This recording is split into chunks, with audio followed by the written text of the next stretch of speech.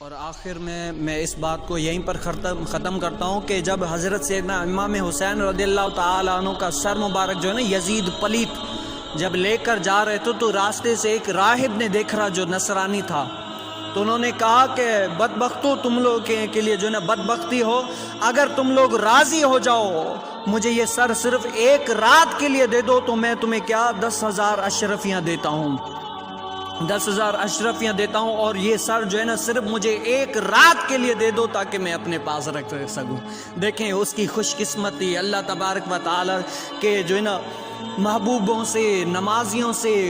کیونکہ حضرت سیدنا امام حسین کتنی محبت کیا کرتے تھے نماز سے، کتنی محبت تھی، تو انہوں نے کیسا کیا کہ سر مبارک 10,000 اشرفیوں پہ لیا کہ یہ جو ہے نا ایک رات کے لیے صرف مجھے دے دو۔ جب انہوں نے دے دیا تو راہب کیا کرتے ہیں، اس سر مبارک کو دھوتے ہیں، قربان جائیے،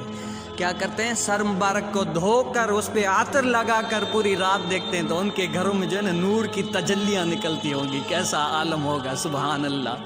کیسا عالم ہوگا۔ اور ایسے ہی نہیں، سر مبارک کا یہ اعجاز ہے کہ جب وہ اٹھتے ہیں صبح تو وہ نصرانی قبول اسلام ہو جاتے ہیں، کیا کرتے ہیں، قبول اسلام ہو جاتے ہیں، اور اہل بیت کی کیا کرتے ہیں، خدمت گاری کرنے لگتے ہیں۔ یہ ہے اللہ تبارک و تعالیٰ کے نیک لوگوں کا جذبہ، اور یہ ہے حضور کریم صلی اللہ علیہ وسلم کے نوازوں کی عظمت۔ آج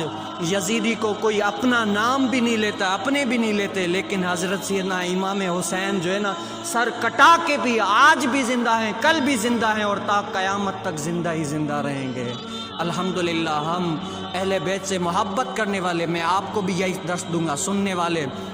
صرف یہی نہیں ہے سن کے چلے جائیں بس بات ختم ہو گئی، یہ نہیں ہے۔ حضرت سیدنا امام حسین نے